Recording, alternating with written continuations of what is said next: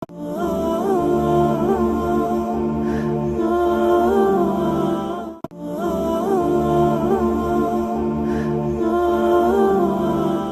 আলাইকুম রহমতুল্লাহি ওয়া বারাকাতুহু। ওয়ালাইকুম আসসালাম রহমতুল্লাহ।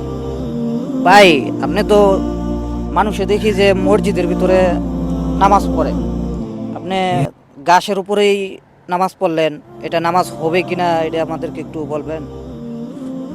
আসলে নামাজ হওয়ার বিষয়টা হচ্ছে আমরা কোরআন হাদিস সম্পর্কে খুব কম জানি বিধায় আমরা এসব প্রশ্ন করি। আসলে আল্লাহ তাআলা পুরো জমিনটাই আল্লাহ রাব্বুল আলামিন সিজদার জন্য বরাদ্দ করে দিয়েছে। যখন যেখানে ইচ্ছা সেখানে সিজদা দেওয়া যায়, আল্লাহ রাব্বুল আলামিনের শুকরিয়া জানানো যায়।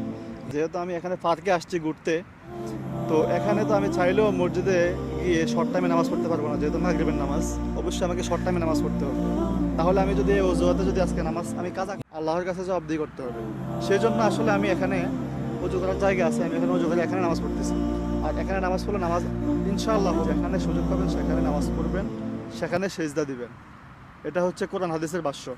তো তাহলে নামাজ কেন হবে না? অবশ্যই ইনশাআল্লাহ নামাজ হবে। আপনারাও যখন ঘুরতে যাবেন কিংবা ভ্যাকেশনে যাবেন, কোনো একটা জায়গায় যাবেন আশেপাশে মসজিদ নাই, সেখানে অবশ্যই আপনারা অজু করে নামাজ পড়বেন। ইনশাআল্লাহ আল্লাহ রাব্বুল আলামিন তাআলা নামাজের বিষয়ে অনেক কঠোরতম নির্দেশ দিয়েছেন যে নামাজ পড়তেই হবে।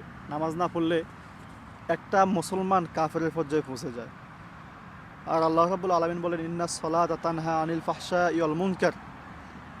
নিশ্চয়ই নামাজ আমাদেরকে সমস্ত খারাপ কাজ থেকে বিরত রাখে। দেখেন আপনি, যারা পার্কে ঘুরতে আসে, নেগেটিভ অনেক সাইড আছে যেগুলো আমরা যদি নিয়মিত নামাজ পড়তাম তাহলে আমরা নেগেটিভ সাইডে যেতাম না। আমরা পার্কে আসছি ঠিক আছে রিল্যাক্স মোডে ঘোরার জন্য, এখানে যদি আমরা নিয়মিত আল্লাহ তাআলার বিধান পালন করি, আমরা অবশ্যই খারাপ কাজে যেতে আমাদেরকে বাধা প্রদান করবে কিসে? নামাজে। সেজন্য আমাদেরকে নামাজটা নিয়মিত পড়তে হবে। ইনশাআল্লাহ আল্লাহ রাব্বুল আলামিন সবাইকে 5 ওয়াক্ত নামাজ যথাসময়ে আদায় করার তৌফিক দান করুক। আর নামাজের পর একটা আমল আছে, যে আমলটা একটা ইস্তেগফার আছে, যে ইস্তেগফারটা আসলে সকাল সন্ধ্যা পড়লে অনেক সওয়াব হয়, এবং কি যদি কোনো ব্যক্তি ফজরের সময় এই ইস্তেগফারটা পড়ে তাহলে মাগরিবের আগে যদি সে মারা যায় তাহলে সে জান্নাতে প্রবেশ করবে।